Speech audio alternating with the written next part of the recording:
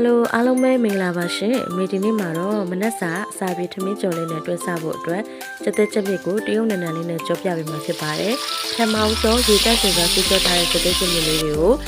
ချိုငံလေးထည့်ပြီးတော့15မိနစ်လောက်ပြုတ်ပေးပါရှင်။15မိနစ်ပြုတ်ပြီးတဲ့နောက်မှာတော့ကိုလိုတဲ့အရွယ်လေးတွေနှီးပြီးတော့3မိနစ်လောက်စီအိုးထဲမှာထည့်ကြော်ပေးပါ။ပြီးရင်တော့ကျွတ်တော်အဖြူနီခုနကကြောထားတဲ့သဲမြစ်လေးကိုထည့်ပြီးတော့ငပြရဲ့အနှဲငယ်အချုံမုတ်စာ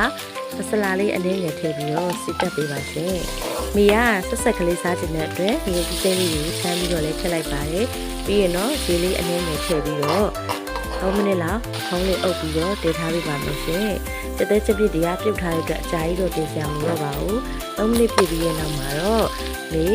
တရုတ်နန်နန်လေးတွေကိုထည့်ပေးပါမယ်ရှင်။တရုတ်နန်နန်လေးတွေကိုအရင်စိုက်တဲ့အတွက်ကြောင့်မလို့နှစ်စီးဝယ်ပြီးတော့မင်းများလေးထည့်ပြီးတော့ကြောထားပေးပါရဲ့ရှင်။တရုတ်နန်နန်လေးမိဖို့အတွက်ရေလေးစက်နှစ်စက်ထည့်ပြီးတော့အနည်းငယ်လေးထပ်ပြီးတော့မှွေပေးပါမယ်ရှင်။မှွေပြီးရဲ့နောက်မှာတော့တကယ်ကိုစားကောင်းတဲ့ထမင်းကြော်လေးနဲ့လိုက်ဖက်တဲ့ချက်သေးချက်မြေတရုတ်နန်နန်အဆက်ကြော်လေးကိုရရှိပါပြီရှင်